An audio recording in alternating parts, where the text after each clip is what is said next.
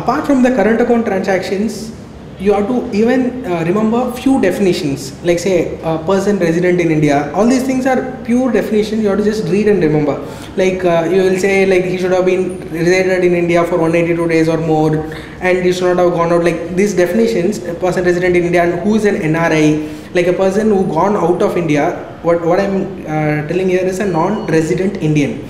So who is an Indian, that is a person who still continues to hold the Indian passport but has gone out of India. That's what we call as an NRI. And we have one more term called PIO, that is person of Indian origin. When I say a person of Indian origin, he might not be in India, he might not even hold the Indian passport, but his spouse or even his parents or even their grandparents, right? So he or his spouse or his parents or their grandparents, any of those, if they have had any time Indian passport, then they might be called a person of Indian origin. Most of the provisions will be common for NRI and PIO. That is, we will segregate them from a non-resident as such. Like we'll give more privileges to NRI and PIO when compared to a non-resident. That will be the nature of the transactions. So remember this type of few definitions. What is a capital account transaction? What is a current account transaction? All this definition can be asked as a 3-mark, 4-mark question. Right. Now we are coming to the capital account transaction. This capital account transaction, though is covered in the executive program, is very crucial when it comes to the professional program, because the entire 20 marks of your alliances is covered with the capital account transaction. When I say capital account transaction, it's again divided into two things. One is foreign direct investment and overseas direct investment.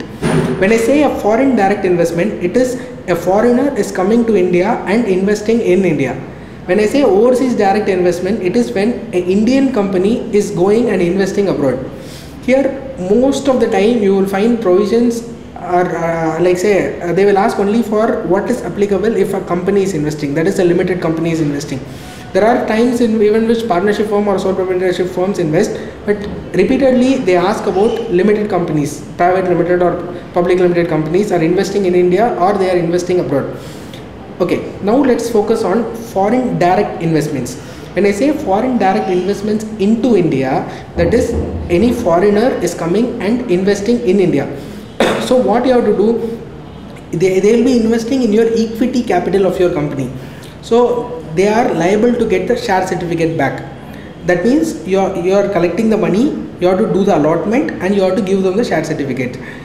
Do you know, is there any time limit under Companies Act that is within which you have to do the allotment after receiving the share application money? Can you think of anything?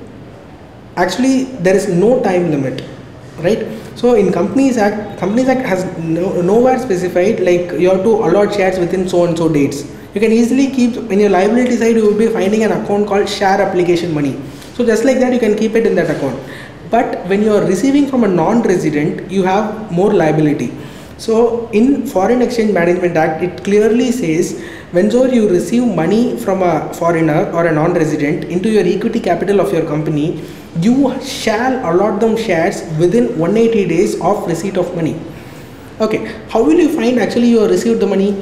Yeah, there is, like say, any transaction in FEMA shall happen only through the banks, that is through foreign inward remittance through the authorized dealers. So whenever you get money, you will get a certificate called foreign inward remittance certificate.